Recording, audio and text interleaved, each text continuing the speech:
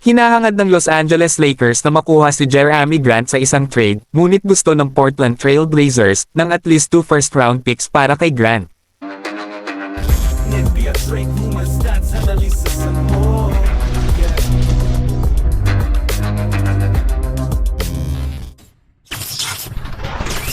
Ang Los Angeles Lakers ay reportedly na sinusubukang e-trade para kay Jerami Grant. Ayon kay Sean Highkin ng The Rose Garden Report, gusto ng Portland Trail Blazers ng at least 2 first-round draft picks sa anumang deal para kay Grant. Lumilitaw na ang Lakers ay nag-aalinlangan tungkol sa pag-pulling the trigger sa deal at giving up those picks. Si Jerami Grant ay may decent season sa Trail Blazers na nag-average ng 21.0 puntos, 3.5 rebounds, at 2.8 assists.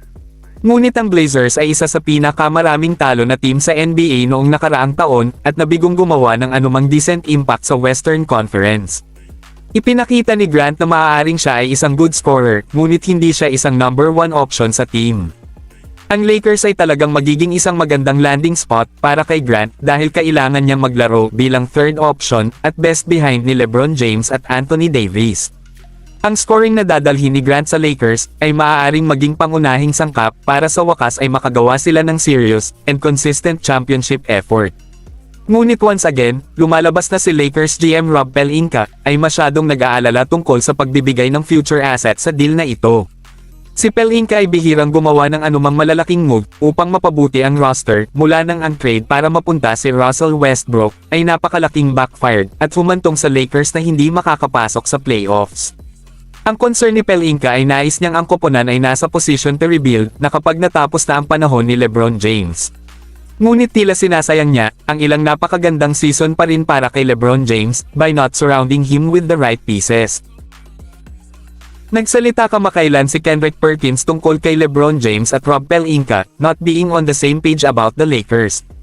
Binanggit niya na nakatutok si James sa pagkapanalo ng mga kampyonato, samantalang nais ni Pelinka na tiyakin na hindi isasangla ng Lakers ang kanilang kinabukasan para gawin iyon na nag-iwan sa koponan in a strange place.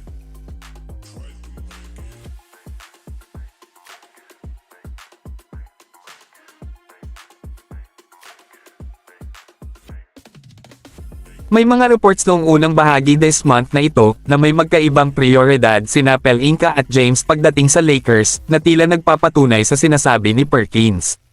Bagamat naiintindihan na nais ni Pelinka na tumulong na panatilihing ligtas ang future ng koponan, ayon sa kasaysayan, lahat ng mga koponan sa NBA ay handang makipaghiwalay sa mga asset upang manalo ng mga championships. Perhaps Pelinka comes around at binigay sa Trail Blazers ang mga picks upang mapunta si Grant. Gayunpaman, ang Lakers ay malayo sa pagiging contenders at ang kanilang roster ay marahil ay sapat lamang upang makapasok sa play-in tournament sa kabila ng pagkakaroon ng dalawa sa best players sa liga sa kanilang koponan.